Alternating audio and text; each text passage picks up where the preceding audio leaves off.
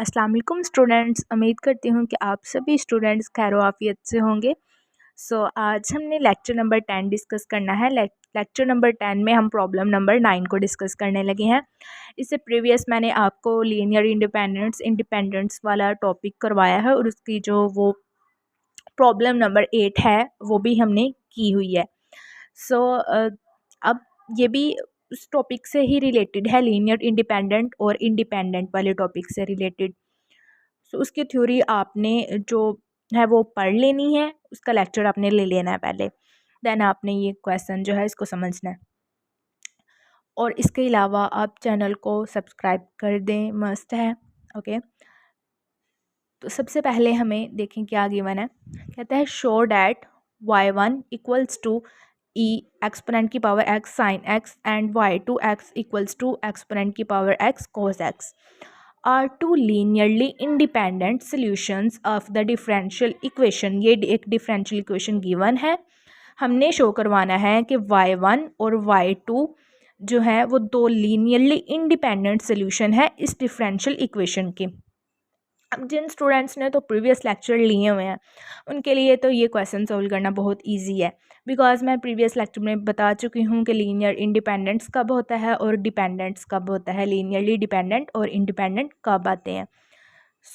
उनको तो अच्छे से इसकी समझ आ जाएगी, और जिन्होंने नहीं लिए उनको अच्छे से समझ नहीं आएगी। पहले जाके वो लेक्चर ले लें।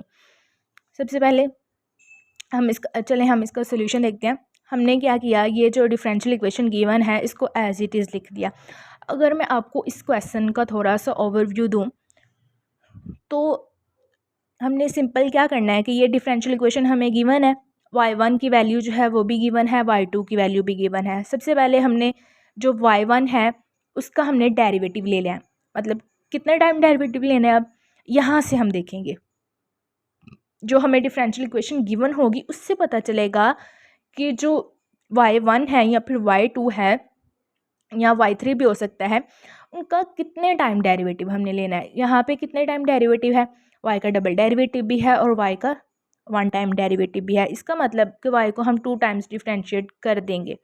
अब y को जब हम 2 टाइम्स डिफ्रेंशिएट करेंगे देन हम इसको इस y को जो y का सिंगल डेरिवेटिव और डबल डेरिवेटिव उसको हम इसमें पुट करेंगे। पुट करने के बाद अगर तो ये जो डिफरेंशियल इक्वेशन है ये सेटिस्फाई हो गई, इट्स मीन्स कि ये y1 जो है इस डिफरेंशियल इक्वेशन का सोल्यूशन है।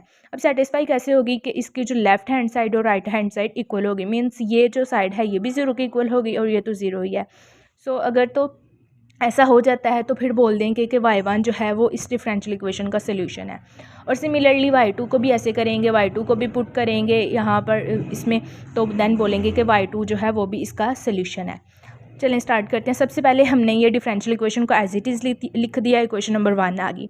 अब y1 x जैसे कि मैंने बताया सिंपल, आपने वैसे वैसे स्टेप करते जाना, सोल्यूशन निकल आएगा। y1 x की ये वैल्यू है, इसको हमने 1 टाइम डिफरेंशिएट किया, तो डिफरेंशिएट करने के बाद आप देख लें कि क्या वैल्यूज़ आ रही है। आपने साथ साथ इसको डिफरेंशिएट करते जाना है। मैं आपको सिंपल बस ओवरव्यू दूंगी इस क्वेश्चन का, बिकॉज बहुत सिंपल सा क्वेश्चन है, सिंपल से स्टेप है। चलें, यहाँ पे हमने क्या किया कि ई एक्स यहाँ पर कॉमन था, एक्सपोनेंट की पावर एक्स कॉमन आ रहा है, हमने कॉमन लिया और बाकी टर्म अंदर आ गई। उसके बाद अब हम इसको अगेन डिफरेंशिएट करेंगे, वाई का डबल 2 टाइम्स डेरिवेटिव आ गया यहाँ से। अब यहाँ से प्रोडक्ट रूल लगेगा, एक्सपोनेंट की पावर एक्स जो है वो एक फंक्शन और cos x plus sine x जो है वो एक फंक्शन। यहाँ पर हमने प्रोडक्ट रूल अप्लाई किया, एक्सपोनेंट की power x as it is, अंदर इसका डेरिवेटिव प्लस एक्सपोनेंट का डेरिवेटिव लें तो क्या आएगा, यही आ जाएगा एज इट इज़, और इसका ये अंदर टर्म एज इट इज़ आ गई। उसके बाद नेक्स्ट हम मल्टीप्लाई करेंगे अंदर, तो हमारे पास कुछ टर्म्स जो हैं वो कैंसिल हो जाएंगी। यहाँ पर ये टर्म इस टर्म से कैंसिल हो गई और पीछे क्या बच गया, 2 एक्सपोनेंट की पावर एक्स कोस एक्स, ये बच गया। ठीक है, अब हमने करना है कि ये जो हमारे पास डिफरेंशियल इक्वेशन है इसमें हमने ये इसकी वैल्यू और इसकी वैल्यू ये पुट कर देनी है। हम पुट करके देखते हैं। यहाँ से देखें कि y का डबल डेरिवेटिव की वैल्यू क्या आ रही है, 2 एक्सपोनेंट की पावर x कोस x, उसके बाद -2 इसका आ गया, और ये जो वैल्यू है ये y के डेरिवेटिव की है, मीन्स ये वैल्यू ये हमने लिख दी। उसके बाद +2 और y क्या है हमारे पास, y हमने यहाँ पर क्या लिया है, ये एक्सपोनेंट की पावर x साइन x।